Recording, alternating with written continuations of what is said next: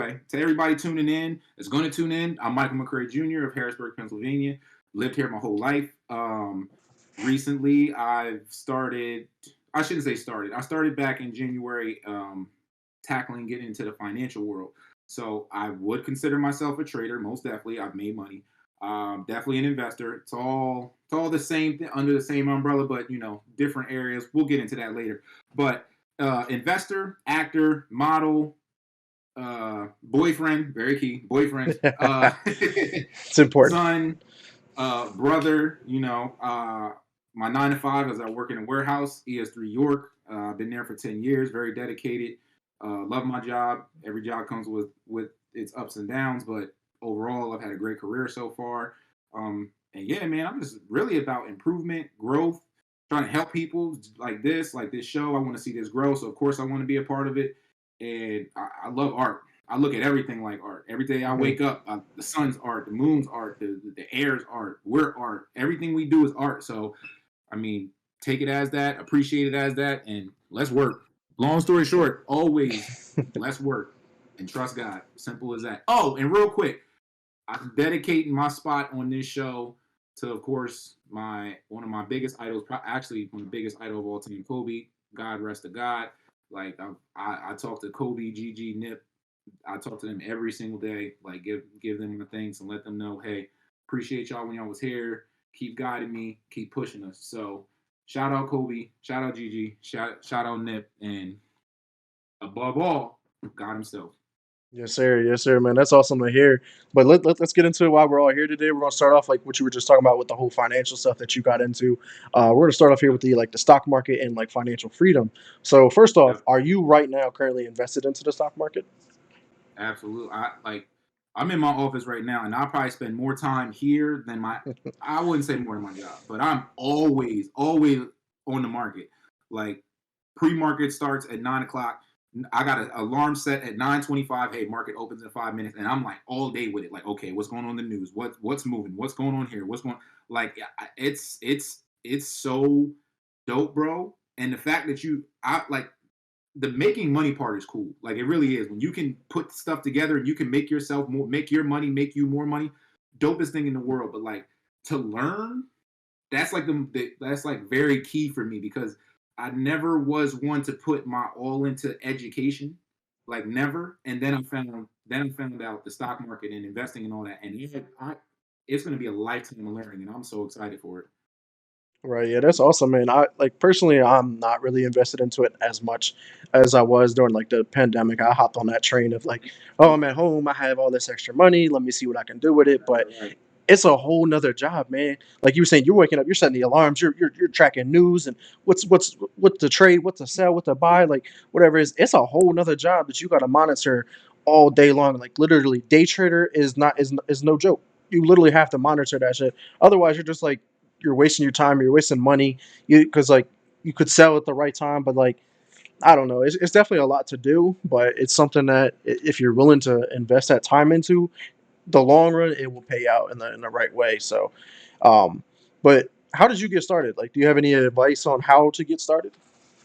Um, Social media, to be honest, I've been in love with social media since it came out. Like Facebook, Instagram. Instagram has been like my super drug. Like I'm always on Instagram looking for stuff. But I was following this guy. I consider him my mentor. His name's Chris Johnson. If you guys, anybody that's watching, anybody that's listening, two people I suggest you guys go follow or just start doing your research on. Chris Johnson, you'll find him. I believe his name on Instagram is either Well Squad Chris or it's just Chris Johnson. Look him up. You'll find him. Him and Ian Dunlap, the master investor. Those two guys, I'm telling you, they are just like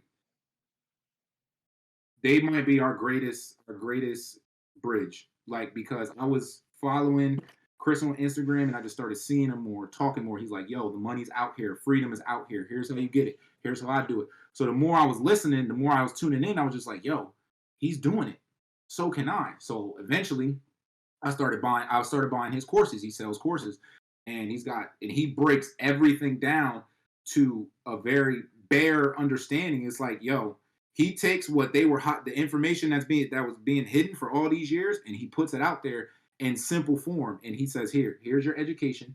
Stick with this, and you'll get out there. So I was probably following him since like I got in late. Not gonna lie, I started really tapping in with him like October 2020, and then the 10th of 2021, I was like, okay, let me get in. Let me stop just sitting back and learning. Let me get in. So I bought my first couple shares. I believe it was actually AMC, and I just been learning and trading and investing ever since. Now, one thing I will say, do not be like me and try to skip the education part early and try to get in on the money, because I promise you, I don't care who you are. You can be baby Bill Gates, the genius. I don't care who you are. You will lose if you're not educated in this game, much like anything else. But I promise you, the stock market is no place to play. You see all this stuff on social media. Oh, I made $1 million in a day, and da da da. A lot of that's crap, by the way. You hear somebody talking about they made $1 million in a day. One of two things: A, they're lying. B, it took them 10 years to probably get to that. They probably lost so much money along the way. It's not even funny. But anyway, so Chris Johnson, Ian Dunlap, the master investor. If you guys want to get started, those are two people I suggest you guys listen to and really tap in with, because I listen to both of them every day and I love them. Yeah, I mean that's good to know, and it's crazy to think like today's world is easier to get into stock trading and anything in general now because the information is there. The access to information is there to us at the palm of our hands. This device right here Mm-hmm. will allow us to do anything and everything that we want to accomplish, and it's crazy to think that where it's at.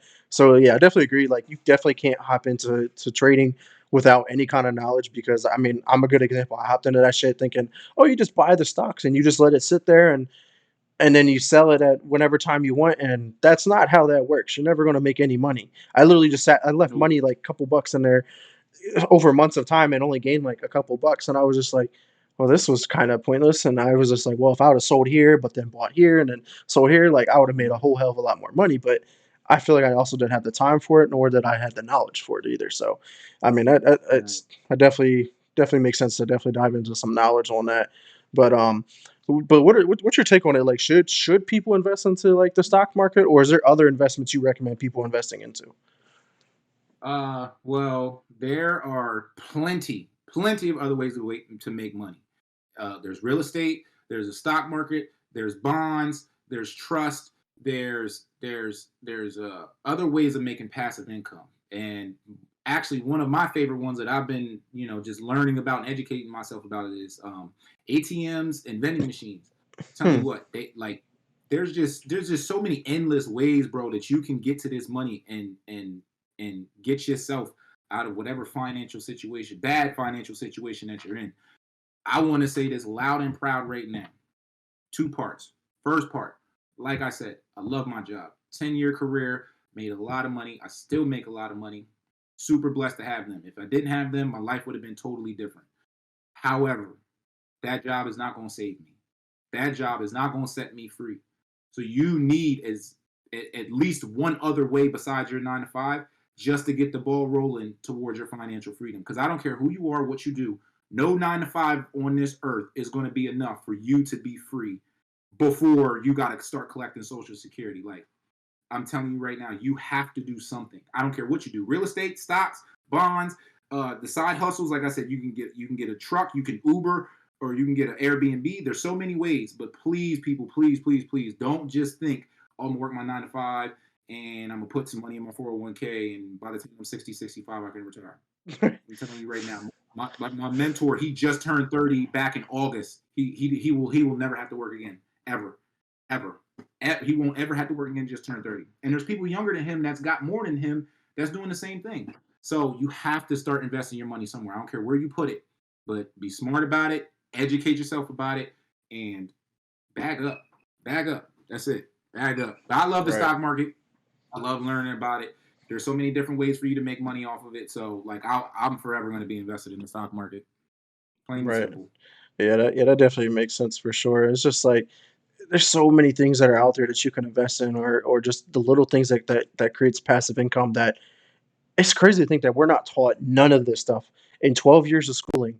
is not there. You go to college, none of that shit's in college either. Like, why is there not a gen ed teaching you about passive income or stock market investments or anything like that? I'd rather go to a class, learn about that shit that's going to be helpful to me, as opposed to going to a class teaching me history from the 1500s or intro to music, like shit that doesn't have no impact on my life. Why not teach something that will be impactful to some people's lives? So I think that's where the society fails people. But like I said, information is out there. So if you want it, go get it. That's what it really Right. boils down to. And the people who want it will go get it. But yeah, nonetheless, man. But what does financial freedom mean to you specifically? I want to wake up any day of the week, Monday, Tuesday, Saturday, Thursday. I don't care what day of the week it is. I want to wake up, make my family breakfast, and go on about my day. That's what financial freedom means to me. I don't gotta set an alarm. I don't gotta hit nobody's clock. I don't gotta answer to anybody. I don't gotta pick up phone, answer emails, texts, or things like that. Unless it's something I want to do, like this. I could do this all day. This doesn't feel like a job. This is freedom to me. Like, I want to wake up. Oh, I got 9 podcast interviews lined up today. Cool. I got three auditions for Netflix. Cool. Let's go do that. Like, I want to be able to wake up and do what I want to do.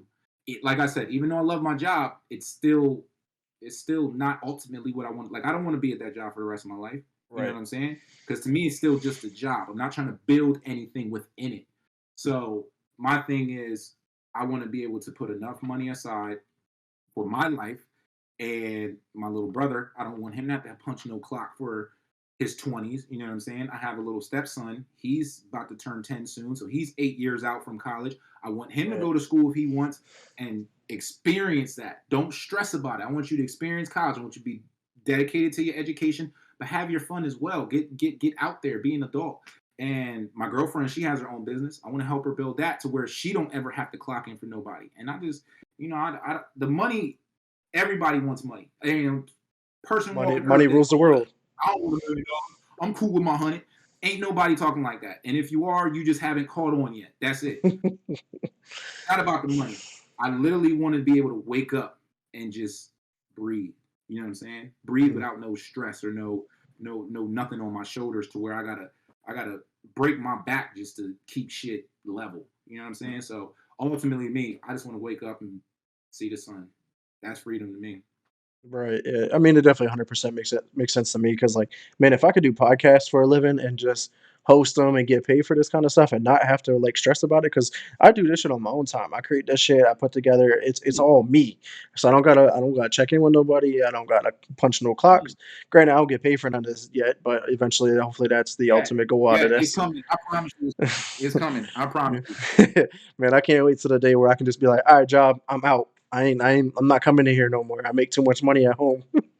But yeah, man, like financial freedom, like but it is crazy to see it. Even if you are working a 9 to 5 job, it depends on what 9 to 5 job you had. You knew me when I was working at Men's Warehouse. Man, I feel like I was working slave labor, barely making any money, trying to make ends meet. Where now working for a West Shore home, I feel like I have financial freedom, but yeah, I got to go work my 9 to 5. But now it's no more like, oh, I got to pinch pennies. Oh, I got to worry about $5 here, $5 there. Like now I'm like, eh, you want to, babe? You want to go out to eat? Yeah, let's go out to eat. Like there's nothing where I got to be worried about or overdoing it. Like you just got to know what your limits are and live within your means. Like if you make this much money, you can't act like you have this much money. It's never going to work for you. You're going to blow through your money quick.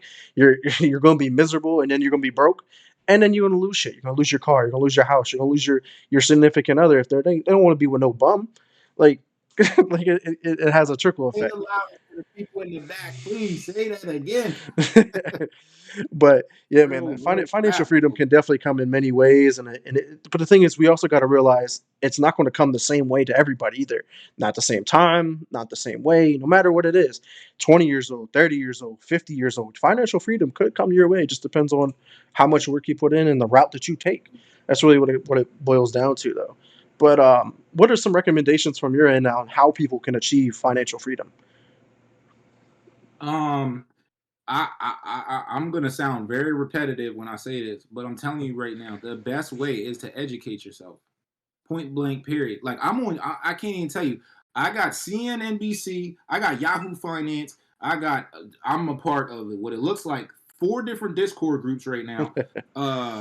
YouTube, Google. like Twitter, people. I would sleep on Twitter. I ain't gonna hold you. I wish I was on Twitter like 8 years ago. I'd probably be a millionaire by now if I had. If I was really, I'm not even kidding you. But there's just so much access, bro. There's so much free information, and we just walk right by. We just scroll right by. Like we put the Wheel of Fortune wheel on, and we going to look for what we want to see. We don't even care about that. There's some money that we just roll by. And books, bro. I'm telling you, all the secrets that we think that they're trying to keep from us, no, they hide it in plain sight. It's in books. Because I became a bookie. I got a bookshelf back here with all kind of books just about all kind of different things. And I'm telling you, we have to read. We have to educate ourselves. You want to be free? Freedom is in knowledge. Knowledge is the money is the tool, but the real bag is the knowledge. The more you know, the more you can grow. So like my thing is, if you really want to be financial free, you're gonna have to educate. Then you're gonna have to strategize. It's not like you just say, "Oh, I'm gonna go buy 1,000 shares of, or I'm gonna go buy 10 shares of Apple and just let it grow." Oh, that's cute. One stock, 7,000 stocks out there. You're just gonna let Apple be the one. Apple might be the best company out right now, in my opinion, but you can't just depend on that one. That's like you just depending on your 9 to 5 to make it. It's not enough. It's Right. not enough. You got to. You have to dig deep. You got to really want it. And I'll tell you right now, I've lost like my first, I don't know, probably my first 6 months since February. So it was probably right around August is when I started tying my education together, tying my resources together, and actually making money. But because I was trying to skip the education parts, like I said, I was losing money because simple enough, I wasn't educating myself, and I wasn't applying the little bit that I did know. I was gambling. You know what I'm saying? You can't do that. You can't gamble with your money. You just throwing money away. You might as well just go buy some Dolce and Gabbana or some Balenciagas or whatever. Just throw it away over there if you want, because you're just wasting money. So once you learn what money is and you understand its power and what it means to the world, not just United States, you got to study. You got to see what's going on in Tokyo and Afghanistan. What they got going on right now is affecting the world. China is probably the biggest wave in everything we got going on right now. So you got to educate. You got to be up to par with what you're doing. And the more you educate, you'll find your niche. Like I said, I found stocks. Some people find real estate. Some people will find stock or bonds and rates and all kinds. There's so much out there. You'll find it. Start with your education. Right.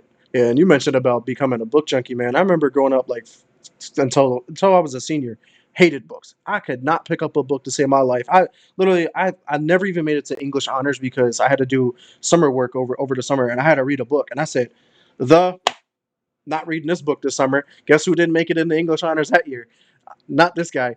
But but once I got into college, man, like that changed my whole perspective, and I literally started buying books on like how to become a better individual at all, like how to get motivated, how to be more productive and whatnot, and that has really helped to me even get into this podcasting stuff like that too, because it branched off from me writing in my blog posts to game reviews to my gaming podcast, which also then led to this talk show here. So it just definitely investment. You got to invest in yourself. Otherwise, nothing else is going to want to invest into you. Nothing, no matter what it is. But yeah, you're definitely right, man. There's tons of avenues to get this, whether it's finance, like the stock market and whatnot. But you talk about real estate.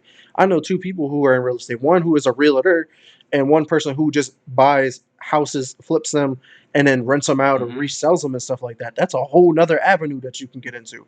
Whole nother avenue. Like having equity and then just building off of that and then building off of that and like keep buying and flipping and buying and renting or whatever you're doing, man, you're gonna end up with so much money. It's insane. Granted, it's a lot of work, but that's the thing. If you're willing to put in that work, you're gonna get the reward at the end of the tunnel. But that's the problem. Some My people don't want to biggest put in that work. my biggest what kills me about the lack of effort on the work end to the things we're talking about, like me with the stock market. For a while there, I mean, for basically my whole adult life, I was working for these jobs nonstop, 40, 50, 60 hours a week, you know what I'm saying? And this past year, throughout the pandemic, I'm just like, bro, if I can give my job 40, 50, 60 hours a week, there ain't no way I can't give myself anywhere from half hour to 5, 6, 7, 8 hours a week and learn this stuff. Like, it just doesn't make sense. It's backwards to me. You gonna go work 60 and not give yourself any time over here to elevate yourself. It just didn't make sense. So it's like I said, I love my job, but what I'm doing right now is that's love to me. Like I'm going to work. I love the work. A lot of people try to duck the work and hop over to the end. Me, I want that middle part. I want that grind. I want that journey because that's ultimately what's going to build me. So telling you guys, whoever's tuned in, when you guys tune in and watch, don't duck the work. The work is the most important part because you're gonna get stronger, you're gonna get better, you're gonna get smarter, and then you're gonna reach your goals. And then the most important part, you can reach back. I think that's key. Reaching back, bring some people with you. They get to you. Now they reach back, bring more, and more people just start to elevate. And I can't do this without people. I can't get better without you. Like this podcast is gonna make this show is gonna make me better in so many different ways. And so I appreciate you having me on once again. But yeah, bro, you gotta work. If you don't work, you won't have anything. Period. Yeah, can't argue with that, man. I think you just hit it right on the head there. But you got any last thoughts on anything regarding the stock market or financial freedom before we move on? Just once again, like I said, I know I'm gonna sound like a broken doorbell, but just please educate yourself, guys, and don't be afraid. Everybody is afraid when they first do this. They're like, oh, what if I lose money? You're gonna lose money regardless. You're losing money by not investing. Every time you don't make your money make you money, you're losing money. Whether you believe it or not, and you be like, oh, I still have the same money I had yesterday. Okay, you want to be goofy about it. What I'm saying is if you're not taking your dollar and trying to turn it into another dollar, then that one of one doesn't work. You got to put your money somewhere and allow it to grow for you. That way, while you're making money, while you're at work making money, your work money is making more money for you, and that's what's going to set you free. So please, guys, educate and execute. Don't be afraid. Educate, execute. The master investor, Ian Dunlap, I don't want to take that from him. He says it all the time in his podcast, and he's always like, you need to educate and you need to execute, and it's that simple. So don't be scary. I get it. You don't want to lose money, but it's going to happen regardless. Get out there, educate yourself, dive in. Right. And my last thought here on it is don't be afraid to get out your comfort zone, and that's the biggest key. People get so comfortable in what they're doing, whether it's their job, their family, like their home, their car, whatever it is. They get too comfortable and they're afraid to change, and they're like, ooh, this seems scary. Ooh, this is different. I don't know. I don't It's always that unknown factor that really deters people from trying to do something new. They're like, well, I don't know, if I invest the money here, well, am I gonna lose money or am I gonna gain money? Like that thought in your head's like, man, I might go broke if I invest that money. Don't be scared. Like, how are you ever going to learn without taking chances? Like, you gotta risk. There's without risk in life, it's not enjoyable, honestly. Nope. But moving on here, in regards to honestly taking risks here, staying along the lines here, small businesses, you got to take risks to even start a business, honestly. But Mike, do you personally own or run any small businesses, or if not, do you plan on like starting one up? No, but I am tapped in to a lot of businesses in the area. I'll give a quick couple shout outs just because I sincerely love these people. I love their businesses. I love what they do. And there's one specifically that's going to be my last one that I'll discuss. But personally, I don't have any, but I want to shout out Good Brothers Cafe. Yes, sir. Haven't been there yet. We'll be there very soon in a couple weeks for a listening party. And I've heard nothing but good things. A couple of my close friends have been there. Brian Prolific, he's an artist from here. Mm-hmm. He's done work there. Nothing but good things. So shout out to them. Brian Majors, Major Prep, love him. He was one of my high school teammates. He's been growing and doing great things in the community, especially for the kids. Love him.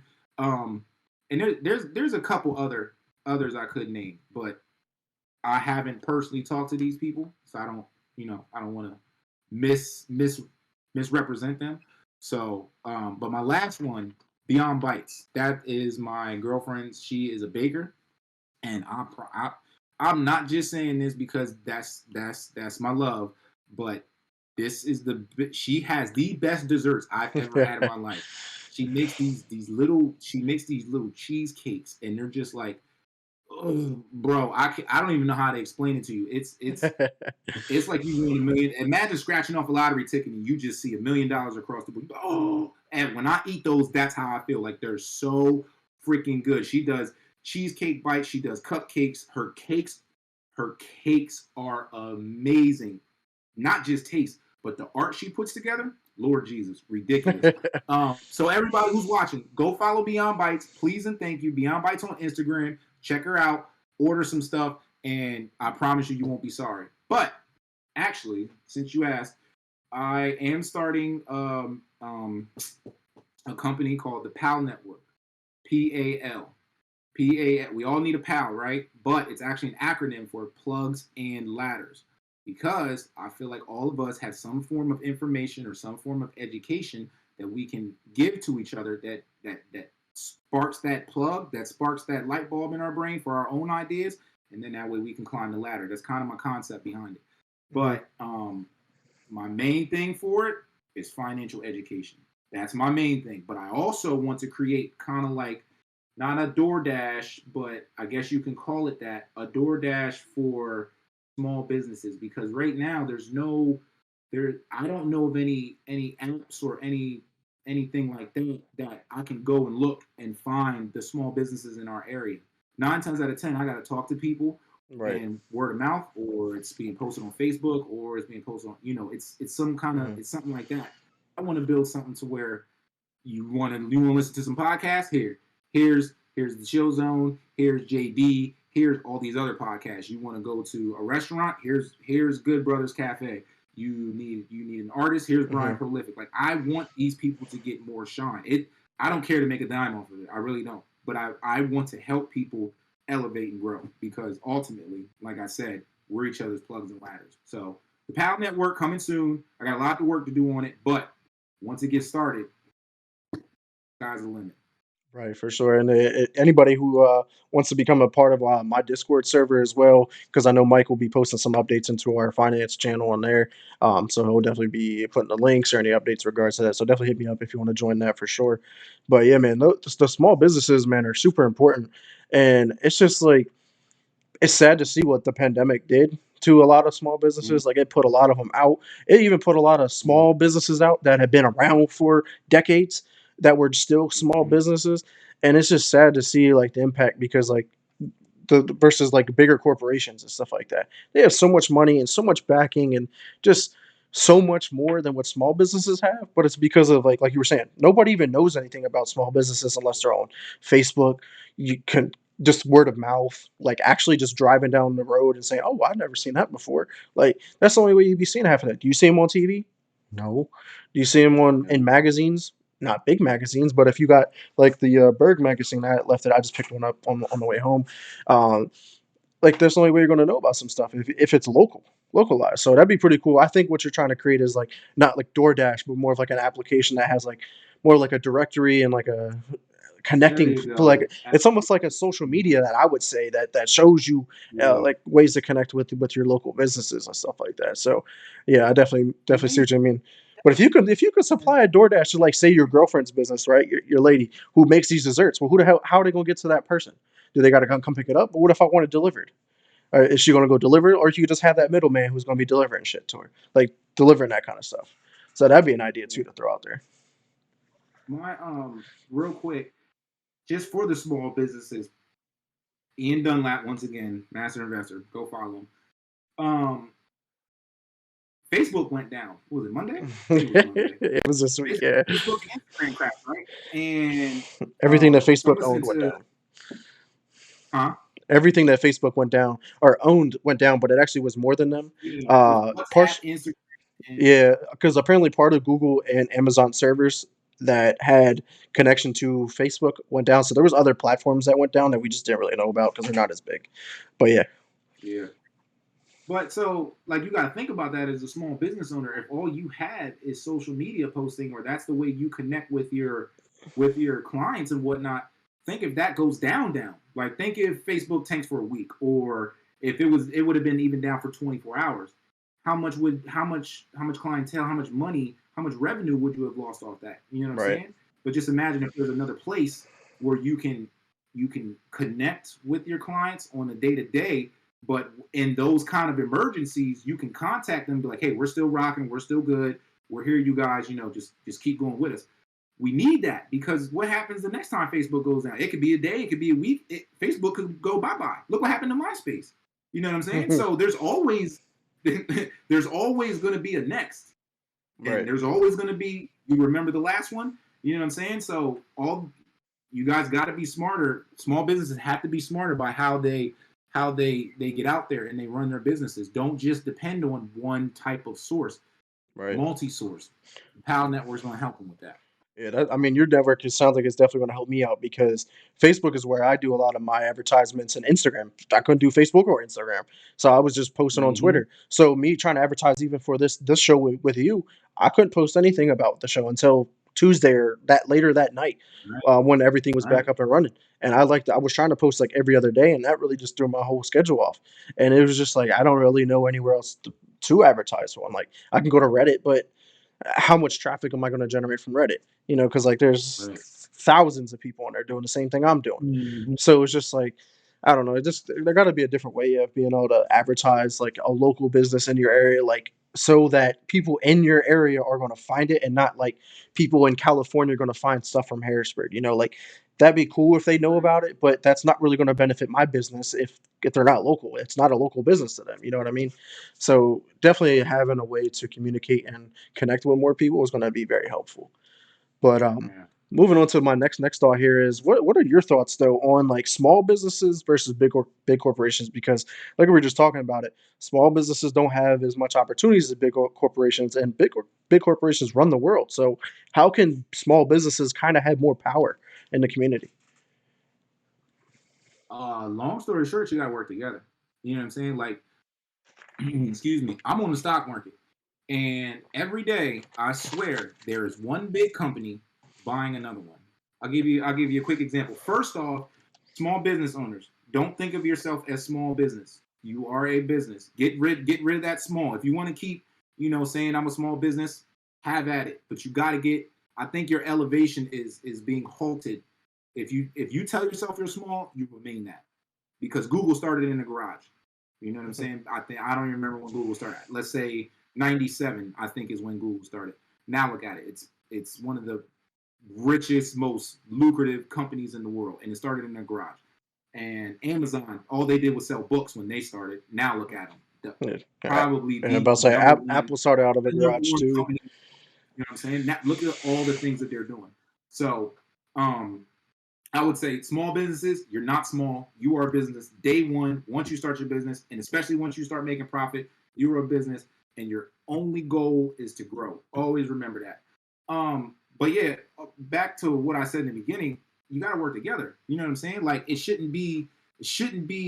Yes, you want to keep that competitive edge and that competitive drive, but if you're in the same space, or even if you're in two different areas of business, like you do podcast and somebody else does music, y'all need to figure out how to get that together to help each other grow, Hmm. eat off each other's audiences, and try to fuse those two arts together to become something beautiful. Because when you work together, that's ultimately how you grow. You know what I'm Right. saying? You plant a seed in the soil, unless there's going to be water and nutrients there, the seed is just going to remain the seed. But once you start putting things together and start getting that formula working, the plant grows, the tree grows. You know what I'm saying? So I think small businesses, especially in this area, because we have so many talented people here in Harrisburg, Pennsylvania. So many talented people, and it just seems like everybody wants to be the one. Me personally, I just want to be the next one. Now, I don't want to be number one, number two. I don't get into numbers as far as like 1 through 5, who's top, who's the GOAT, all that fun. Like, that's not important to me. I genuinely want to help people, and I genuinely want to grow and help others grow. Hmm. So the right businesses, we're gonna see in the next 3 to 10 who was about that growth life and who was just about that I'm trying to get my bag up life. I ain't mad at you if you're trying to get your bag up, but trust me, it's a lot more out there than just the money. Yeah, But no doubt yeah, you about got to that. work together. And the big corporations, their only difference is pretty much revenue. They got revenue and access. You know what I'm saying? So it's the more you grow your business, the more you educate yourself on the field that you're in, the more easier it's going to get for you to grow your business. The more you network, you'll grow even more, and you will become Amazon. You will become Google. You will become Apple. Just know it's going to take some time. And it's going to take that grind, but just don't give up. Long story short, Nip said it one time in an interview. He said the only distinguishing difference between me and those who didn't do it is I ain't quit. He said I went through every emotion. I went through every single emotion you go through, high, lows, and middles. I give up. I ain't quit. So small businesses, keep your head down, stay focused, work with people, and you'll be good. Yeah, it's definitely all about growing your brand and stuff like that. Like you think about it, like look at my hat. I'm wearing a Nike hat. It's known because of the swoosh. Like Nike is known Mm-hmm. because of it. Like they can literally just put the swoosh on anything and everybody knows that's Nike. Oh, that's Nike. Like it's crazy. Look, Nike that. Like it really comes down to having like a good logo, a good name, something that's catchy, like something that's going to be memorable too, and give them a reason why, too. Right. Otherwise, like if you're just putting out terrible quality service or products and stuff like that, nobody's going to be like, yo, you got that new whatever it is, or yo, you check out that new show on his like no one's going to come check it out if it isn't memorable. And I mean, granted, I'm still in the growing stages, but a lot of people understand that this is the chill zone's overall content because I run two separate podcasts and a lot of gaming stuff. But it's just like it's growing, it's catching on, and everyone knows me because Bro. I've been posting the whole never chillin' hashtag since I don't know, it's been about 5, 6 years since I've been posting that because people started calling me that out of nowhere, like, yo, you never chill. You're always doing something. You're always doing this. Well, that guess what? I'm gonna take that name that y'all just gave me and run with it because it's already Run with it. become a name. Fine. I'm Mr. Never Chilling, yeah, because I'm always doing something. I'm always trying to get better. I'm always trying to move forward. I'm always exploring. I'm always just trying to just be better and be the best I can be. You know what I mean? And that's what small businesses need to do because they're not going to become a big corporation if they don't keep trying and keep moving forward. And that's how I'm gonna tie that all in there. But And real quick, one more quick point. Just because I'm like heavily tied into the investing world and I'm like so deep into it, change. You have to you have to be aware, identify, and change your bad habits.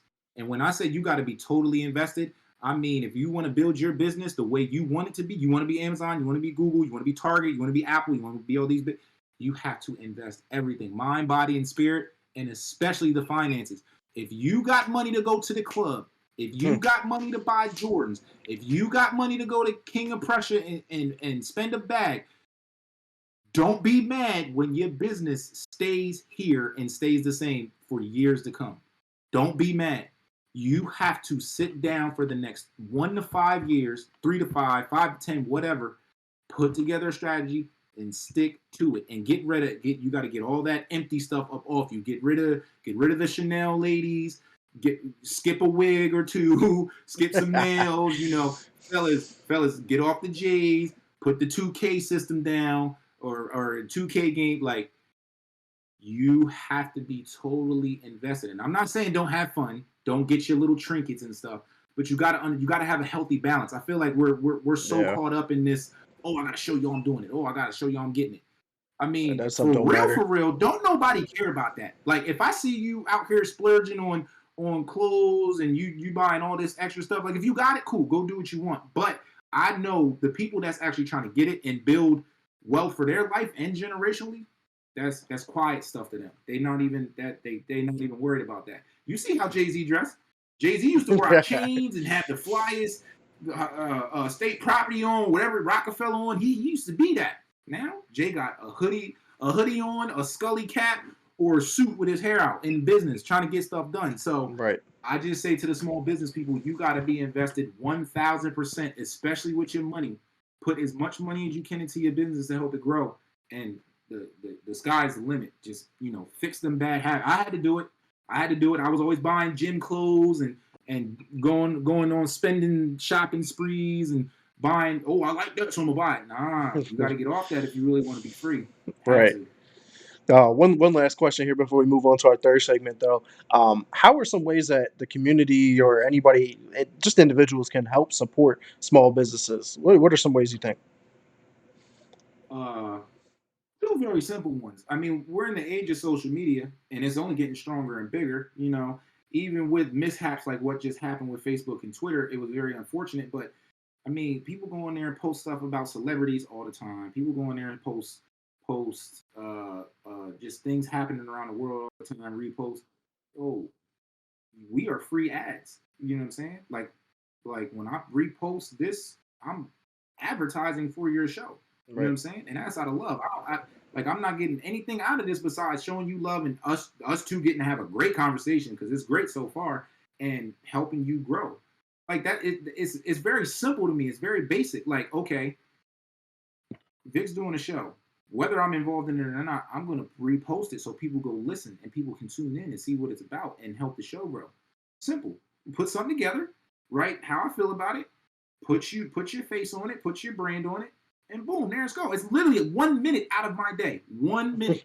So Comes out social invested in media that time. blast is free marketing, bro. Just use it as a tool. It's not. A lot of people use it as a weapon. Me personally, I had to transition. It's a tool. Use it as a tool. And secondly, buy. Like if somebody's supplying services or they're supplying goods, buy, bro. Like if it's something that you actually like. Now, what I will tell you is this: I pay attention to a lot of the brands, especially here. I watch them first, even if it's somebody close to me. If it's like my mom can start a business, and I'm gonna watch how she operates first. I'm gonna watch her products. I'm gonna watch how she moves as a professional. Because just because I might know you and I might love you doesn't make you a good business owner. Doesn't mean that I have to come buy from you because of our relationship. Right. I need you to treat me as a customer so that I can treat you as the business that you want to be treated as. So what I will say is don't go just buying just because that's when you might run into a problem where you might not like the product or you might not like the service. And then you feel like you just wasted your money on something. And now the relationship might get a little different, all because you just automatically wanted to support. Like I don't just buy anything on the stock market. Oh, it's cheap, let me buy it. No. That's backwards. That's where you will lose your money. You'll be like, oh yeah, I bought this and this, and then it didn't go to that. And why not? Yeah, you bought it because it was cheap. You were trying to be cheap and trying to make a quick flip, and it doesn't work like that. So, yeah, two things. Buy. If somebody's providing, buy, support them. Be smart about who you buy from and what you buy. And social media blast, man, like I said, I could promote all freaking day, and it's just out of the kindness of my heart. And if you want something in return, then you're not in it for the right reasons. And you need to just, Right. get on social media for a minute. But yeah, bro, simple. Yeah, it doesn't take that long to even just hit the share button. You don't even got to create a post. You only got to type nothing out. Hit share. Boom. It takes like a half a second. They got a whole button. I don't even got to write nothing if I don't want to. They got a whole button. Boom, up in there. Yep, it shares it to all your friends and family that you're connected with. That's more people that grows. But just one last thought here in regards to buy-ins too. Like, don't even when you're going to buy stuff. I hate when people go to buy stuff from their friends. But like, yo, you got me with a discount. What? You should be buying that shit full price as many times as you can. That is one of my biggest pet peeves. So I'll just go back to Beyond Bites. Beyond Bites at Instagram. Go follow you guys. I pay her. This is my girlfriend. You know what I'm saying? Like I pay her. Like I don't pay her all the time. Sometimes she'll be like, "Hey, I got these extras. Try these. I want to know what they taste like." All right, cool, bet. But if she has stuff and I say I want it, I still pay her. I don't say, oh, family and friends discount, boyfriend do. I don't like that. That is one of my biggest pet peeves, bro. If I go buy art from Brian Prolific, I'm buying it his price. I'm not trying to manipulate it down to my price. My main reason behind that, I cannot walk in Target and do that. I can't go on Amazon and try to negotiate the price I want for whatever I want. I can't do none of that. You know what I'm saying? I wouldn't even try to do that. We pay Amazon our money for shipping, Prime membership, the product we want, and it's like no questions asked. But as soon as Jose over here starts selling candles, now you want, oh, let me get the first one for free, or can I get $5 off? What? Come on, man, support. It's not that hard to support, and I don't get it. But no, I'm not asking for no discount. If I come to you for something, service or product or whatever, I'm buying it full sale for you. Right. Yeah, it makes sense because obviously, like they set that price for that product or service for a reason. Like they didn't just pull that number out their ass and go, "Yeah, it's gonna be $50 today." Like no, like the cost that went into making their product or service, you got to make some kind of profit off of it. So if I charge something $50 or something, and you want it for 20, and I spent $30 to make it, I'm losing money from you asking for a discount. So like people got to think about the other way around of it. Like, is this company even going to make any money off of me? No, because I'm asking for a discount. So don't ask for it. Like that's what it boils down to. But and it's crazy because I swear these small businesses run discounts all the time. Like you don't 9 times out of 10 you don't even gotta ask. I mean, I wouldn't be a cheapskate about it and say, "Oh, go wait until they drop a discount." But if you're one of those people that has an issue with paying full price, then just watch them. That's why I watch people. I watch how they're trying to run their business. I watch what they're doing on a consistent basis for their customers and just building their business. And a lot of them will run discounts almost every weekend, or like this Monday's Columbus Day. I guarantee you, I'm going to see at least 20% off this coming Monday, just because Columbus Day sale. Like even the big companies do it. You know what I'm saying? Amazon Prime got a whole Prime Day. You know what I'm saying? So Because they know if you're people are one, gonna come in and buy more than what they normally would because right, stuff is on right, sale. right. And it's great. It's great marketing by these companies, because yes, you're selling it at a discounted price, but you're bringing in all this traffic for people to try your services, to try your goods, and try whatever you're doing. And then people will be like, oh snap, I missed out. I'm locking in with them. And then they Right. tell their friends. Now their friends come on. So it's great. But the reason why I feel as though a lot of these small businesses don't succeed is because we don't help them. Like I said, buy and share and buy. Make the two work in unison, and everybody wins. Yeah. Exactly, man. But moving on to something that may have affected small businesses that I mentioned earlier is we're going to talk about like the current status of COVID. What do you think the current status of COVID is like right now? Is it like getting better? Is it worse? Like, what's going on right now? Uh, so I'm gonna preface this entire segment by saying, if anybody watching has fell ill of COVID, or know somebody that fell ill of COVID, or know somebody that may have lost somebody from COVID, I'm sincerely sorry for your loss. Like this has probably been the craziest thing that I've dealt with in my adult life, as far as health scares and all that. I've never dealt with a pandemic before. So, and I haven't caught COVID. I've gotten tested plenty of times, haven't caught it. Thank God. So for anybody that fell ill from it, know somebody, or lost somebody, sincerely I had sorry, it. because it's not a joke, it's not a game, it's not some hoax. You know what I'm saying? It's real, and we are gonna have this for the rest of our life. Point blank. Period. Going the whole way back to the way things were prior to the pandemic, pre-pandemic, it'll never be the same. It's changed forever. So anybody that's like, oh, I want to go back, you'll never go back. I sincerely believe that we've gotten past the worst part of the pandemic. I sincerely believe that. I hate to, not that I hate to say this, but I've actually made money because of the pandemic, but specifically, like, I've invested in COVID related stocks. I've Right. bought I bought options contracts, which is just another part of the game on the stock market. And I actually just last week. So quick example. There's a company out there called Merck, and they're a pharmaceutical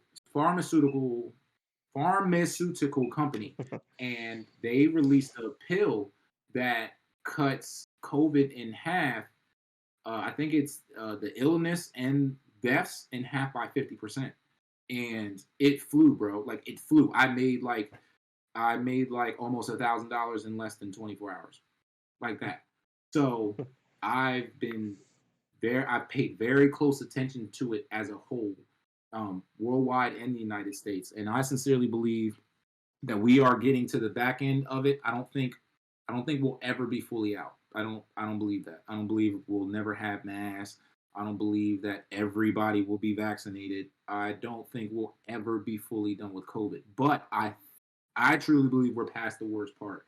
The Delta variant that popped up at the beginning of the summer or middle of the summer, whenever it came about, I thought that was going to shake us again.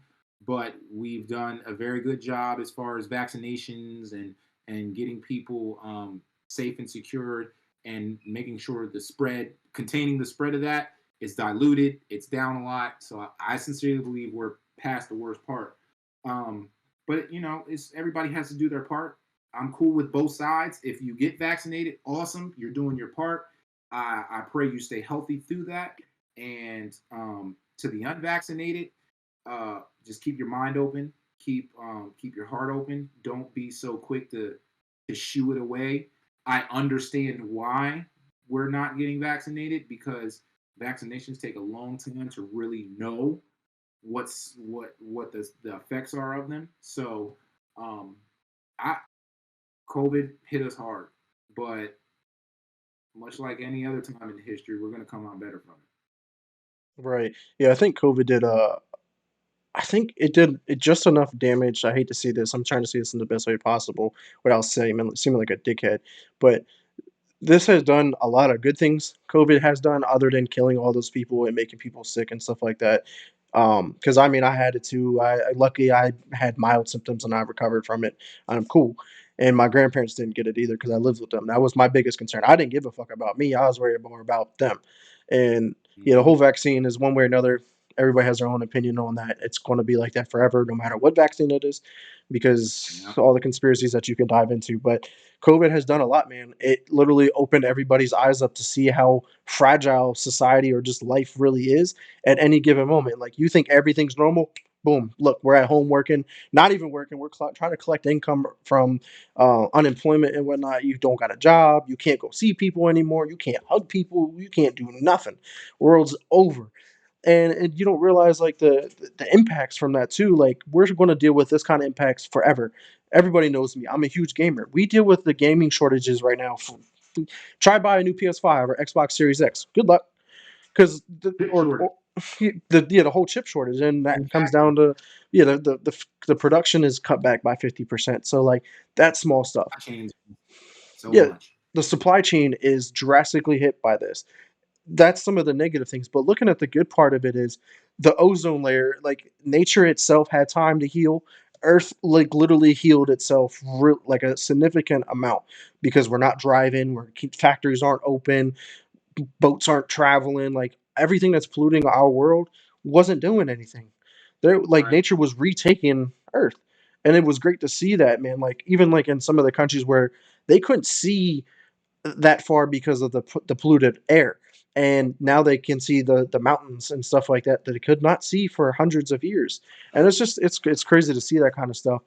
But I think another good thing it is it shooken up like the corporate and businesses as well. It made them adapt, made them learn, made them change ways, made them think of what if scenarios because like some companies had to go to work at home. Did they have that plan in place? No. Look, No. but looking at schools too. Like thinking about it, back in the day, right? We were in school, high school, elementary school. Oh, it snowed outside. What did we do? We had a snow day. We didn't have to go to school. Guess who has Right. to go to school now, remotely because of a snow day? Kids do now. So like that's a good and a bad thing. But I the love kids, it. I the love it kid, because we got that. yeah, exactly. But it's just like the kids continue to have that education one way or another, and that's really important because like missing out on that school day, that was one less day that she was going to learn new math or new English, new history, whatever that she was learning. That's one less day you had because those days were made up at the end of the year when nobody gave a fuck. You know what I mean? So like there's been some changes, things that have been shaken up and stuff like that.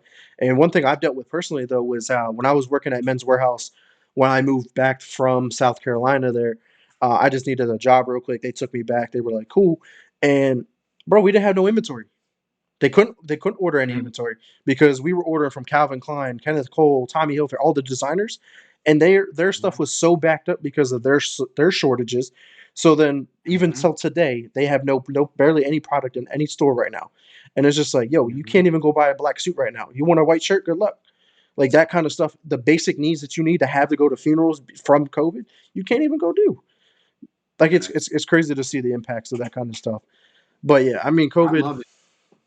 I love the impact just because it made people work in a sense. As far as the businesses, you had to work or you were going to die. And I don't mean death upon people. I mean death upon businesses. Like a lot of these businesses are still struggling. Like I said, you got the chip shortages, so companies like IBM, Nvidia, Intel, like they're struggling right now because of COVID, because the chip shortage. And this is honestly because I've been studying this for the past week.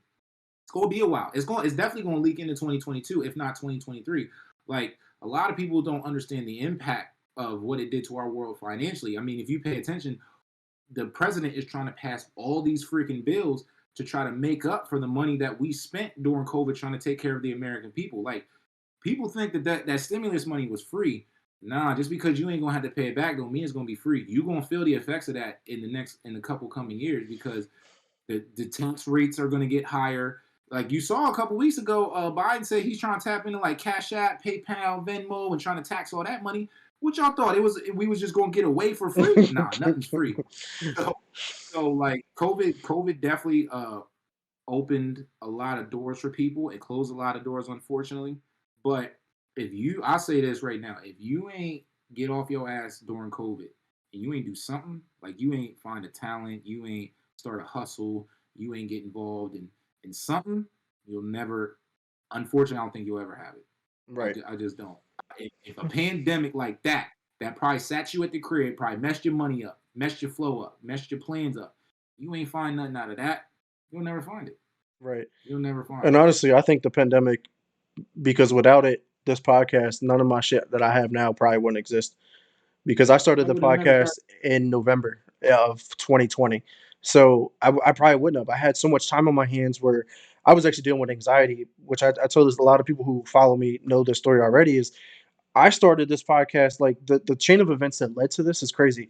I had anxiety really bad, led to me wanting to just get my thoughts out on paper, started writing. I was like, cool, well, let me put shit out to people, start making blog posts. Well, shit, I like playing games. I like writing. How about I review games, write it up, and post it out to people? Boom, now I'm writing game reviews. Oh, man, I'm writing game reviews. I want to talk it with people as well. All right, now I got a gaming podcast. But we used to have an ending segment of the gaming podcast where we talked about like world news, shit that's going on in the world, non-gaming related stuff. I was like, I need a whole podcast dedicated to this shit too. That's where it leads to this talk show as well. So it's crazy to see the impact from COVID from the very beginning to where I am at now personally. Because without it, I probably wouldn't even be here. It helped me motivate myself. I had so much time on my hands, not doing anything.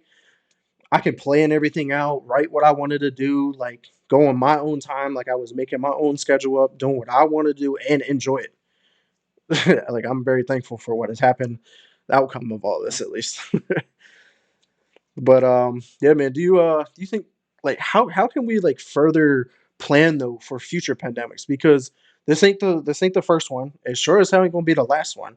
And you clearly tell that we did not have a plan in place if the whole world had to shut down from a pandemic. Is there a better way of handling this? That's tough because you never know what's gonna come next. But it's crazy because me just being ignorant and miseducated, I didn't even know coronavirus was a thing prior to the pandemic. Hmm. Like, it's crazy. But if you flip over the back of a Lysol can, it Hmm. literally says it gets rid of 99% or fights off the human coronavirus. So it's just like, okay, It just depends on what this variant was is out. something was bound to happen. If it wasn't going to be Corona, it was going to be something else. But yeah, man, I don't know because it's like we'll just take the vaccination for example and how quickly it was developed. Like I don't think you can make a plan for something like that until it actually happens. Now you can put some structure in place as far as like I honestly wish we would have shut down. A I lot think if we sooner. would have shut down for 1 to 4 weeks, shut the whole country down. No movement or limited movement. Like if you're not an essential worker, your ass can't move, or just something. Hmm. Did even the essential workers? Hey, you guys gotta sit. Except police, like firemen, EMTs, nurses, like y'all stay put. But everybody else, we gotta sit down for a second. Put us on a curfew. I think that would have helped, but it's hard, bro, because like it was the whole world. It Right. wasn't like it was just the United States. It was the entire world, and nobody was ready for that. So, I don't know, man. I just think if we want to prepare for future pandemics, we gotta take better care of our health. It starts at home. You know what I'm saying? Like I'm a health junkie for the most part. Like I'll eat my French fries and things of that nature every here and there. But like I'm a health junkie. I try to take care of my mind and my body and my spirit as much as I can. And for real, I think if you do that, you lock into your immune system, and you stay consistent and focused and get into your health and your fitness. These things will have a way of not being so effective. But as far as world plan or United States plan, um, yeah, I don't know that you can. I don't know that you can. Not saying you can't, but I don't know that you can prepare for a worldwide global pandemic like that. Yeah.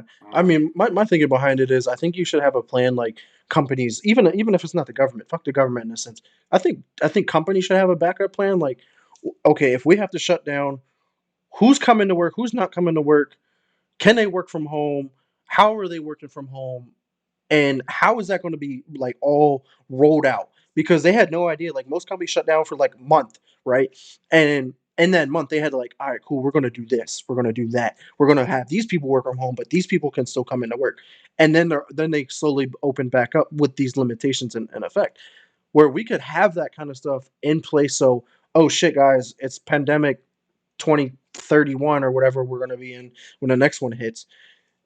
We already have a plan in place. Now, government, yeah, there's some issues there with the whole like how do we supply enough money to the people who can't work versus who is working and stuff like that. That's another rabbit hole that you can dive down into. But there got to be some kind of plan in place, and apparently there was. I'm not trying to throw politics into this, but I heard Trump throughout the pandemic plan, like when he first came into office, that Obama created for a future pandemic plan. So when a pandemic Mhm. did hit, he had no plan. I don't know if 100% of this is true, but if that's the case, like you gotta have, you can't, that should be something that cannot be thrown away. Like if a plan is already Right. there for an emergency purposes, you don't get rid of it. That's like walking in a building and getting rid of like the fire emergency exit sign saying, hey, there's an exit this way, exit this way. You get rid of that. Nobody has no idea where the fuck to go. You know what I mean? Right. Like that would be my greatest Right. example of that. But moving on here to another potential controversial thought. I don't know if you want to touch on it. If not, we can move on to our fourth segment, the whole shot versus no shot. You want to touch on that at all? Absolutely, because I mean, it's already a discussion. There's like President Biden said. I definitely respect President Biden. Let's not get that confused. Um, we're fighting the time of the unvaccinated, the pandemic of the unvaccinated. Currently, I won't lie, I'm currently unvaccinated. But the more and more I educate myself on it, you know what I'm saying, I get closer and closer to say, okay, I need to get this vaccination because I already understand that the vaccination is not about just me. It's about Mhm. me protecting my girlfriend, her son, the kids at his school, my girl's customers, my coworkers. You know what I'm saying? So I'm not, oh no, anti-vaccination. No, that's not me. That's not me at all.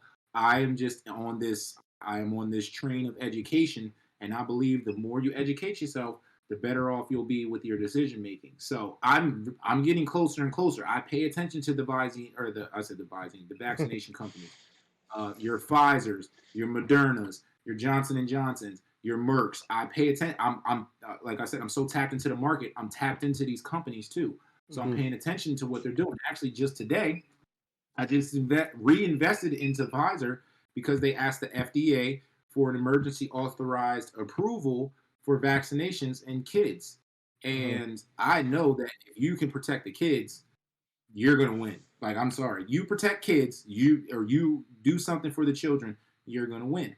So, um, as far as the shot, the people who have gotten the shot, bravo to you. I pray that you're safe. I pray that you're healthy. I pray that it has done no harm to your loved ones. And for real, good job because you've done your part to try to get us up out of this pandemic sooner. I would just say we really got to stop clashing about it. We really got to stop.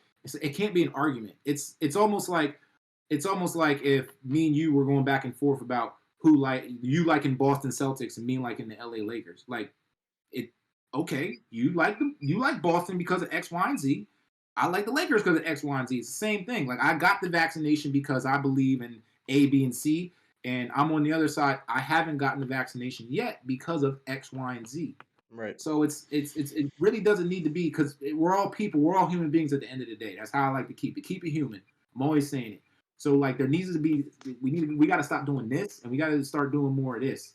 We can coexist, but coexisting really isn't this generation's thing. So Yeah, uh, that's I so true. I believe I believe in my heart of hearts. I'm gonna get the vaccination. Just to do my part, be responsible, take care of Right. my family and my surroundings.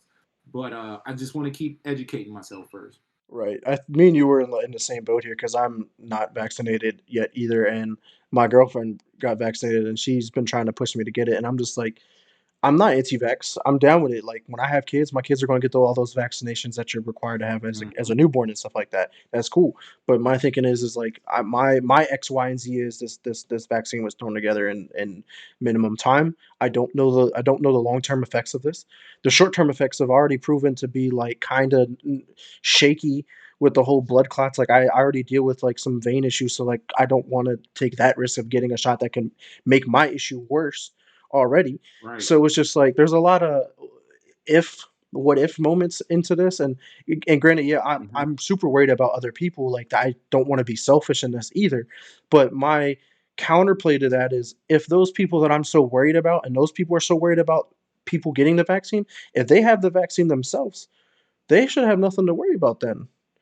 If their Right. You vaccine should works be. that good, then you'll be fine if I don't have it and I'm around you because you're good. I'll be the one that Right. gets fucked up. But there's Mhm. also studies out too where if you had COVID, you're actually more immune to the virus than if you do get the shot.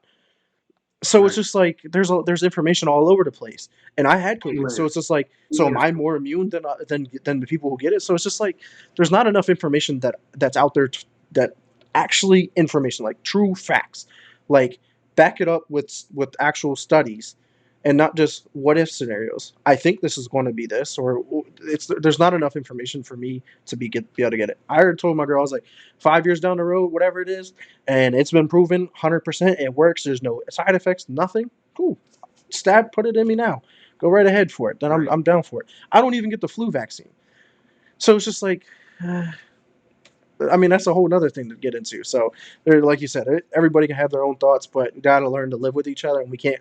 It was a whole thing with the whole political Right. thing, like Democrats versus Republicans. They can't live with next to each other because they're going like this at the same time. You're never going to accomplish anything if our government is going like this the whole time and never trying to work together.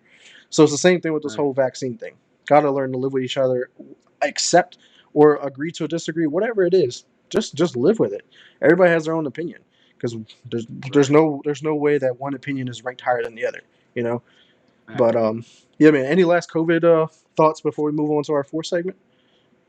Like I said a couple ticks ago, take care of your health, man. It's not just get the vaccine and good, or I don't have the vaccine, so I might get COVID. Take care of your body, man. I say this to people all the time, and people at my job, and like I dead serious eat like a rabbit. Like I can break down my breakfast and lunch to you right now. Like when I wake up, I usually do 2 cups of water with some lemon and some honey in it. Bang that out. I drink green matcha tea from my natural caffeine supply. I eat 5 packs of steel cut oatmeal. I got a veggie bag that I eat with carrots, vegetables, grapes, and tomatoes in it. I eat these little junkless bars that are 100% great ingredients. For lunch, I eat 2 packs of tuna and maybe some jasmine or some basmati rice. And then dinner is whatever dinner is going to be. It might be a shrimp scampi. It's usually something healthy though, and I like because I'm so adamant about staying healthy and even more importantly, staying alive. So like people, please take care of yourself. Supplementation, get your rest, get your vitamin D, take your vitamins, eat healthy foods, get fit, or at least get into some kind of exercise to get your body moving and going and stay mobile, and you'll be fine. With or without the vaccine. Now, I'm not saying, like I said, I'm not anti-vax, I'm not pro-vax. I'm literally right in the middle right now, just because that's just where I'm at. So, but I know that the more you supply your body with what it needs, the more your body will supply you with the life you want. So, take care of your bodies along the way, pandemic or not, and I think you'll be good. Exactly. So moving on to another topic here that's kind of controversial in a way, but something that's coming more towards being accepted and whatnot. But we're talking about marijuana here, which could actually potentially help with a lot of medical issues, as we already know. But what's your current view on like the status of marijuana right now? Like, is it? Do you think it'll be like now federally accepted soon, or what's going on with it? It, there's nothing in this world that can't be looked at as money, right? Everything has the power to be profitable. And I sincerely think that marijuana is going to be what helps us recover from this pandemic. I think that, and even as an investor, I hate to say this, but it just makes the most sense. Regulated crypto, I'm telling you what, between between the regulations that I believe are going to come down the crypto pipeline probably in the next 3 to 8 years, and marijuana is going to become legalized across all of America, if not all the world. I'll give it another 2 to 3 Hmm. max before marijuana becomes our savior because of the amount of money and amount of revenue that it's already bringing in right now without it being fully legal. When marijuana goes legal, it's over. I promise you right now. Hmm. There's going to be so many millionaires and so much money being brought in that the Right. fact that it was ever illegal is going to make people smack themselves. Like, why did we not do this sooner? It's just that the government and the world leaders think, okay, well, if y'all gonna make money off of it, if y'all gonna have it, then we gotta have our slice too. I Right. ain't mad at them. I ain't mad at them. You want your slice? All right, make it happen so we can be better because I it just makes the world a better place. I mean, I don't smoke regularly or anything like that, but I have before in my past, and I didn't have any trouble with it. You know what I'm saying? So it's like, I mean, I've never heard anything like bad come about because somebody is a marijuana smoker. I've heard the symptoms are like you get sleepy and hungry, but The side if that effects: if sleepy. that What if did Cat Williams said? He was like, "You get sleepy, he hungry, said and sleepy so." and hungry or something like that. Something like that, and I'm just like, if that's all it does, because I mean, we got all these other hardcore drugs out here. One of them being fentanyl. God rest the souls that have been taken by it, but right now it's been fentanyl. Years ago it was bath salts, and then we had meth and all them other hardcore drugs. But now we got this one that naturally grows from the earth. People be forgetting it's an actual plant. It's not like Mhm. something that's got to be formulated or manufactured. I mean, just come on. And it does so much in the medical field already too. It's like they're just trying to figure out how to regulate it so they can get their slice. And Right. once again, I'm not mad at them because once they figure that out and everybody can get to it, game over. So I can't wait. Right. And the thing is, we're already seeing that in the states that have made it recreationally Mm-hmm. legal. Look at Colorado, for instance. They're making so much money off of weed. They're just like, what do we do with the extra money? We're like, oh, schools, you need money. Oh, businesses, you guys need money. Like they're just handing money out to people because they have leftover money. Like it's crazy that they were just like, man, like why didn't we think of this before? Tax the shit out of it. Like I don't understand because like you were saying like weed has like legitimately like no negative connotation other than like you're putting smoke in your lungs, I guess would be the only bad part to it. But it's just like, but cigarettes are legal, cigars are Yo, legal. that kills me. We have so many things that are legal that are 100 times worse. Alcohol legal and cigarettes legal, but they literally take hundreds of thousands of lives a year. I ain't never in all my years heard marijuana taking no life. I ain't never heard it. You find me the story. Find Right. me of an overdose marijuana story. And There's no overdoses. There's no like liver failure. There's no lung failure. There's nothing failing in your body. It's all benefits. Like you're right. saying, you're happy, hungry, sleepy, whatever it is. Like that there's no negative connotation from it. And the thing is that the fact that governments and businesses can make so much money off of it, I just don't see it. I don't. I mean, I get why they're probably keeping it illegal because they're making so much money from like our jail system. But we're getting to a point where our jails are overflowing with unnecessary crimes or people who are locked up for like drug deals and for specifically weed. And it's just like you get all those people out of prison, your prisons are okay. You're still making money from the prisons from the people who fucked up and need to make change. But there's a lot of people who are locked up for carrying weed when that's not like if I carry a bottle of alcohol with me, I'm not going to get in trouble. You know, Mm-hmm. so it's just like they got to make some kind of change and adjustments because I think it should be accepted all over the world, honestly, because there's no kind of no negative connotations. There's a lot of medical benefits from this too. Mm-hmm. But Yeah, they're just trying to figure out. what's up? I said they're just trying to figure out their dollar. That's all it is. And unfortunately, we have all these freaking different states that got to have different rules and regulations and parts of the government and all that fun stuff. Which I get it, whatever. I let politics do its thing. I don't really get too deep into politics Exactly. because just simply because it's a lot. Like we live in the state of Pennsylvania, which is a very political state, but then we got the government and we like the state laws. and what we got to follow from the government, you're talking like night and day. So like it's and then I cross the line. I go over to Maryland, something different. I go to DC, something different. I go to New York, something different. I go out west to Los Angeles, something different. So it's just like um, I don't really touch politics too much just because I let them do their thing, and once they give us something, I educate myself. I wash all the stuff either I don't care about or really doesn't affect me or the crap, and I stick with what I know from it and keep pushing forward. So I just know that they're trying to figure out how do we tax it, how much do we tax, how much is too Right. much, how little is too like they're just trying to figure that out. And once they figure that out, game one.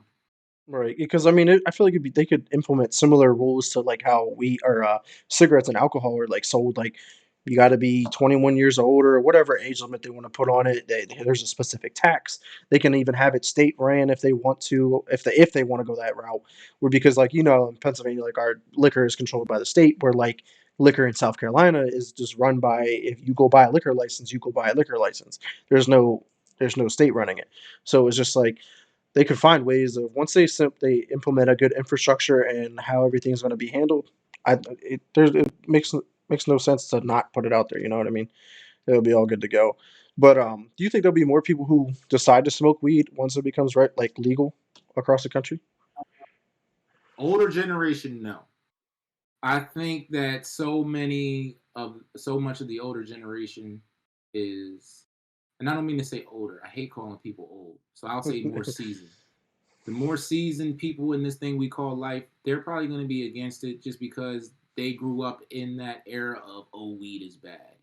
But it's crazy because I know for a fact, just from studying, that weed solves a lot of chronic disorders.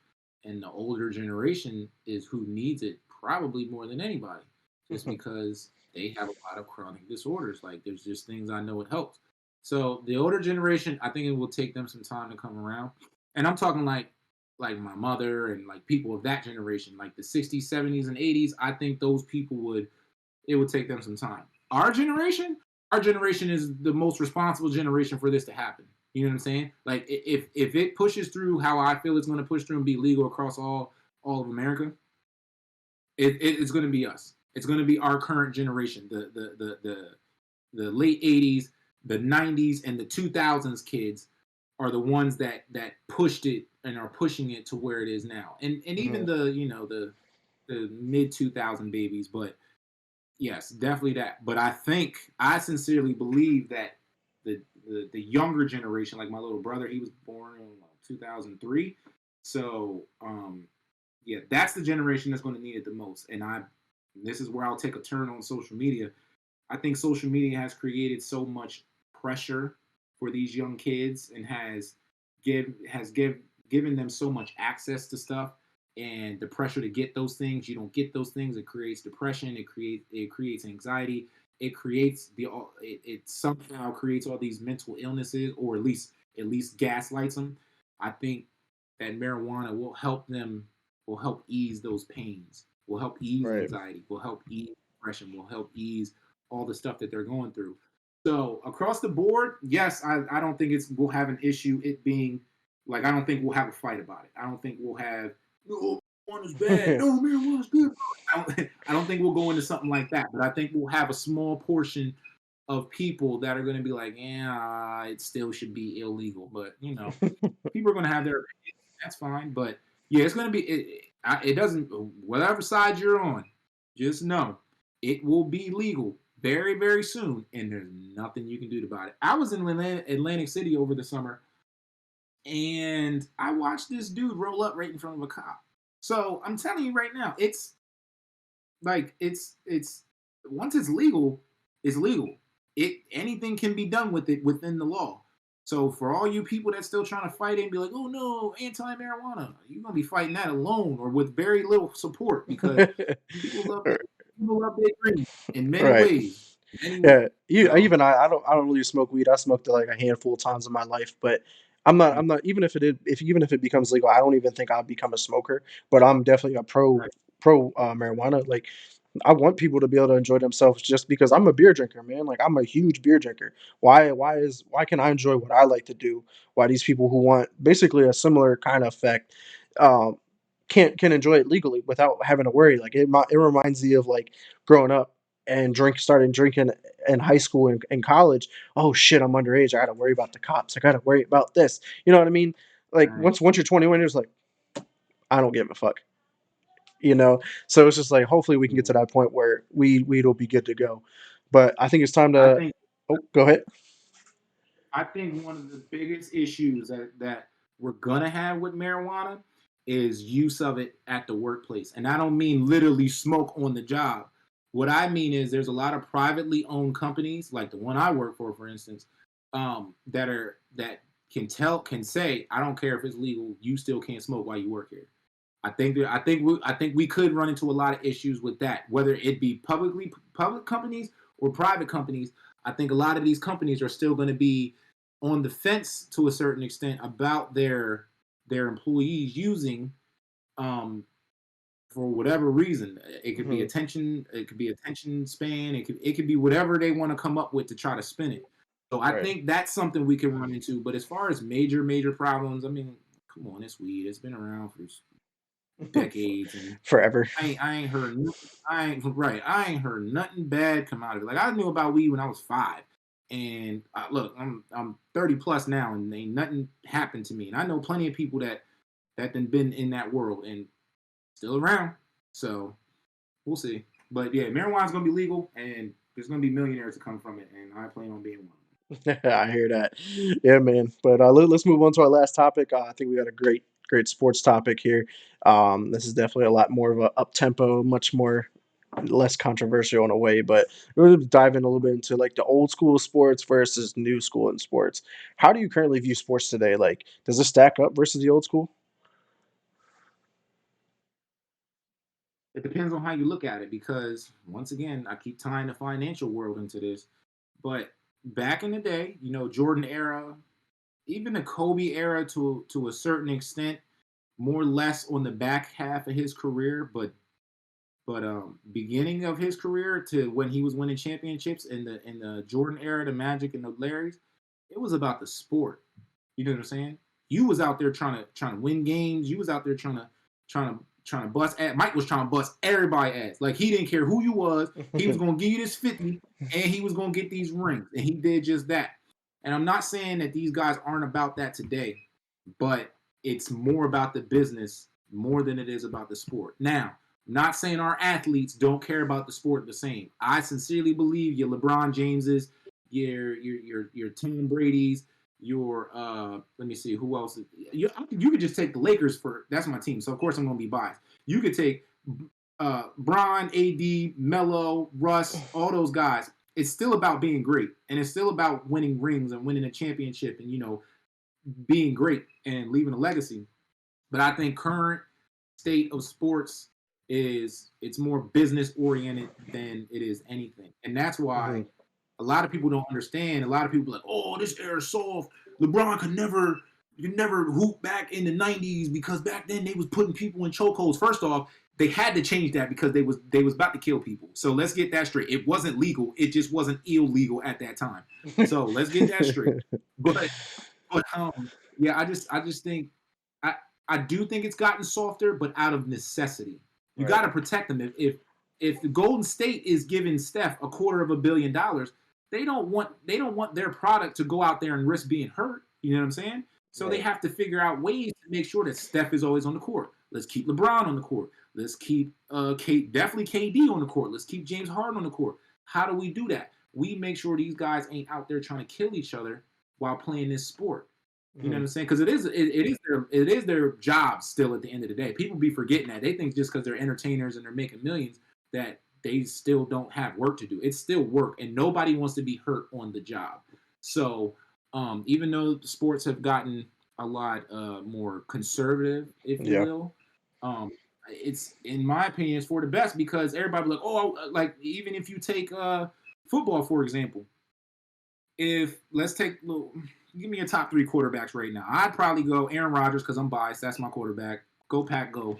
Um, Lamar Jackson Patrick and Mahomes. Patrick Mahomes. Yeah. All right, right. So let's just say we play old school style for next this coming week. Refs don't blow the whistle.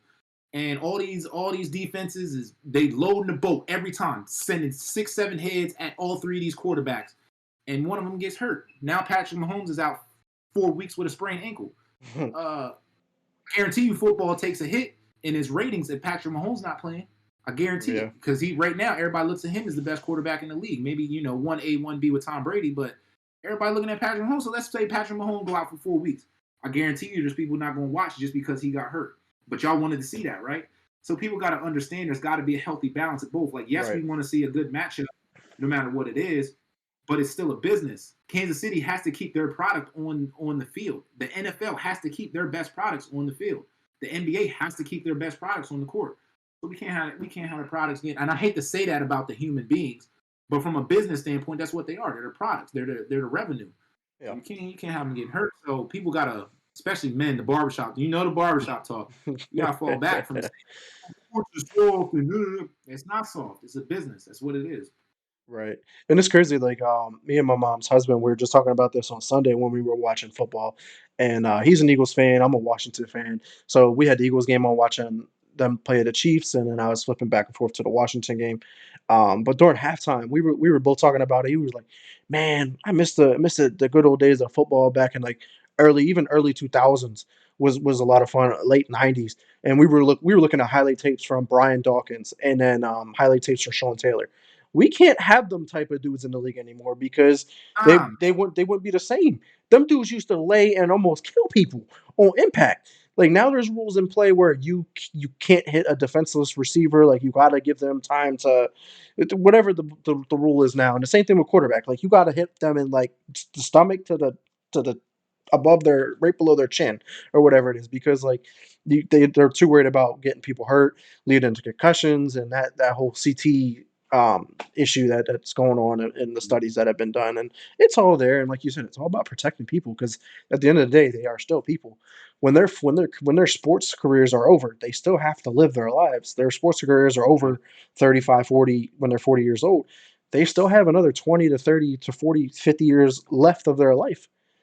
And if they're going to be concussed or having brain issues, they're going to die sooner. They're going to be having more issues a lot sooner. So it definitely plays an effect to health, honestly. But yeah, like you were saying, though, you gotta protect your investment, because thinking about it, Patrick Mahomes, his contract was what, $500 million. You can't risk getting him get hurt. I don't care. I don't care what's going on. He's going to be on that field. If I own the Chiefs and I'm a part, if Patrick Mahomes is playing, he got the flu. Oh well, Mike gave us 60 with the flu. Go ahead, get your go get your helmet. Go get your helmet and get on this field. I need you out there. But yeah, man, you gotta. I mean, people they get caught up in their own opinions and so hype and be like, oh, back in the day, yeah, well, back in the day, your favorite player wasn't making the millions that he was and bringing in the type of money that he was, and their careers weren't lasting as long. Tom Brady is what, in 42, 43. He's like 42 or 43, I think now, like his age. But yeah, because the NFL grew, and they grew the game to the game that it is today. They were able to keep his ass in line, because I guarantee you, if we still played like it was back in the early 2000s, Tom Brady wouldn't have all them rings. Tom Brady wouldn't have the career he had, basically because he got protected. But I'm not mad at the way the game has grown. But I do think specifically the NFL, NBA, I'm still cool with, but this is gonna kind of fall into the same category for me. Still want to see some defense. You know what I'm saying? Right. Like, I love. I'm more offense than defense, but I still am very entertained by real good, strong, grind mode defense.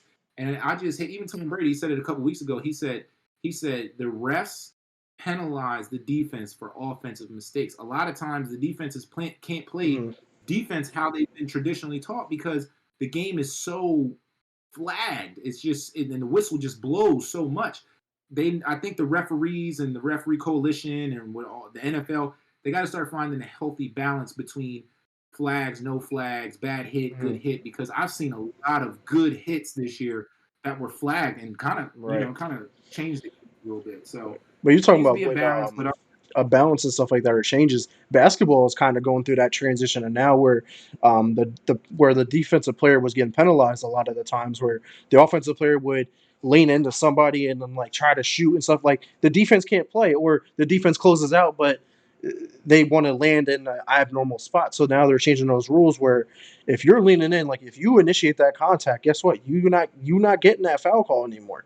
The defense got to have a chance to be able to cover you. Otherwise, Steph Curry's going to be able to do whatever the fuck he wants. He's already creating the most space that anybody can create. And then on top of that, like the defense can't play up on him. It's like a lose-lose for defense. So why play defense at all? And that's why defense has been lackluster over the past decade or so. He's gonna have a hard time with that this year. I ain't gonna say he's gonna have a hard time because I believe he's still one of the best players in the league. But James Harden, kind of free throws that he shoots. Now he's playing with Kevin Durant and Kyrie, so I think his game is going to. Probably not Kyrie. He's gonna adapt more of a guard role, but you ain't about to be getting 30 free throws a game, bro. You just not. I'm sorry, you're not about to be getting 25, 20 when you're the one that's jumping into people. I think him and Steph are the two main ones that want to jump into people and try to get. But it was all here. Like they knew what the rule was. They knew what the call was going to be. Why not use it to their advantage? It's only going to make them and their team better. So you can't blame them for what they were doing either. Like it's crazy to see like how smart people can be and like adapt to the game, and like James Harden is one of the most creative players that we will ever witness. My man has created moves and shots that we've never even seen before. My man just be shooting off like one leg and leaning the wrong way and doing some stupid shit, and they go in, but it works because he adapted and made plays. But yeah, I'm excited to see this change because we're already seeing it in preseason. Steph Curry literally tried to do that lean in and shoot it on him, and they get no call on him and threw that shit up. Not this year. I said, yeah, you gonna have to shoot the other one once that's sending to the line. So yeah, that's definitely exciting to see. But is there anything from the old school sports time that you miss that you would want to see in nowadays? Yes. And it's probably just the old school in me, which I'm not super old school, but sometimes I don't want to see all that buddy shit. I'm not gonna lie. I do not care for y'all to be pen pals while we try and go at it for these NBA finals. Like I'm not like look. Mike ain't talked to Patrick Ewing before the finals. Mike ain't talked to Hakeem Olajuwon. Mike ain't talked to. It wasn't no. Oh yeah, how you doing? You good? Yeah. You trying to go get dinner after the game? Hell no. I need that Kobe Mamba. Look, if you not on my Lakers, period. I'm trying to dig in you about to get all this work on both ends tonight. I'm about to work you on offense and I'm about to work you on defense. And it ain't gonna be no, oh yeah, good game afterwards. Because I still gotta see your ass again. So nope, I would love for that to come back. Like I love Giannis. Giannis is one of my favorite players, and I like him as a human being too. So he's really dope. But like he said a couple weeks ago, somebody was talking about him being the best player in the league, and I like the humility. He was like, "No, I'm not the best player in the league. I'm still working on my game. I'm still working on growing. Still working on getting better. LeBron James is still the best player in the league." I wasn't mad that that's what he said. But I would have owned, if it's me, I'm owning the best player in the league until somebody tells me that I'm not that. Because currently, he's the Finals MVP, 2-time MVP of the league, Defensive Player of the Year 2-time, and he just won a ring. As far as I'm concerned, I just did all that. I'm the best player in the league, so I would love to see that just to create that. Now KD gonna come after you. Now Hawks is gonna come back at you. Miami's gonna come after you. Boston's gonna come after you. Now LA got something. Now the Clippers got something. Like, you know what I'm saying? Like I want that. I want that storyline where it's like, okay, it's LeBron in the Lakers. It's Giannis in the Bucks. It's Steph in Golden State. It's KD in Brooklyn, and they all trying to fight. I don't like all that. Oh yeah, hey bro, you want to come over for dinner? No, I need y'all to hoop. I need y'all to go after it. That's what I miss from the old school. Because like I said, Mike for damn sure wasn't about to talk to Isaiah Thomas the day before that Eastern Conference Finals. He was not. He didn't like Isaiah Thomas to begin with. I miss that. I really that's probably what I miss most. But you know, social media, everybody got to be happy and keep their happy face on, and it's just like, okay, soap opera, but whatever. I was just about to say that like social media is what has changed all that. Like their image is out there 24/7 now, so they can't really be this fuck you, fuck that kind of image anymore. They're trying to be role models at any given moment of the day. So it's kind of hard, but that's also what plays into it too as well. Like that whole you want to go out to dinner and stuff like that. They're so connected because it's so easy to be connected now than what it Right. was back in the 80s and the 90s. We didn't have smartphones like this. We didn't have Facebook and MySpace and Twitter, whatever social media account that you have. We didn't have any of that, so it is definitely different. But yeah, that'd be pretty cool to be more competitive and more like I'm trying to go at you every game. Like I don't care if you're not on my team, then you're not on my team. I'm going at you. Like I do miss that part. Right. But another thing that I miss from the old school days that I love about I'm a Spurs fan, so what I always loved about Tim Duncan stayed with the Spurs from '99 to until he retired. I miss that where you stayed with the team that you were drafted by, and you tried to work for a championship. It's not like the Spurs tried to build a dynasty by bringing yo come over here, come play with the Spurs. Every player that came through the Spurs organization in my lifetime has been drafted and stayed on that team. Same thing with the Warriors. I Mhm. love the Warriors except for the addition of like KD. That was a whole different story. But they still were able to rock out with Steph Curry, Klay Thompson, Draymond Green. They were all drafted by the Warriors and made a championship team out of that. Won championships with them, and then brought in KD just to, I guess, help him get a couple of rings and whatnot. But I just miss that being able to stay with your own team. But I get it; it's a business move, man. It really comes down to being business. Like, who got the money? Oh, you guys got the money. I'm coming to you. You got more money, so I can't blame them. But I Y'all miss that about that love because like you used to want to put on for your city. What happened to that? Yo, this is my city. Now it's just like I mean, LeBron still has love for his city in Cleveland, but he out in LA. He loving LA right now. So it's just like I don't know. It's different nowadays. It's his fault. He was, but it's like, how can you be mad at LeBron when he low key made that one move with the decision, and that was the ripple effect that turned the NBA into what it is today, into today. And I'm saying all these players saw LeBron do it, and it was okay. Like he was the catalyst. He was the dot that shook up the earth as far as the NBA is concerned. So it's like it couldn't stay the same forever. It couldn't be the Right. Jordan era forever. It couldn't be the Kobe era forever. It's about to not be the LeBron James era here soon, unfortunately. You know what I'm saying? So everybody had their way of getting it done. You know what I'm saying? So I'm not totally mad at the, oh, I'm quitting, I'm gonna leave the team and go elsewhere. But I also be on that, hey, at least try to figure it out first. Like you take the whole KD situation. Dog, y'all were literally a game away from the finals again. Y'all already Right. went one time in 2000, what, 11 was it? Yeah, 2011 when y'all lost to LeBron and them. Y'all were already there. So then you went back with Russ and got all the way back to the Western Conference Finals and literally had the champs down 3-1 in 2016, and y'all let it slip. If I'm KD, I'm I'm taking taking another that. crack at that. You're Right, right we were there. right there.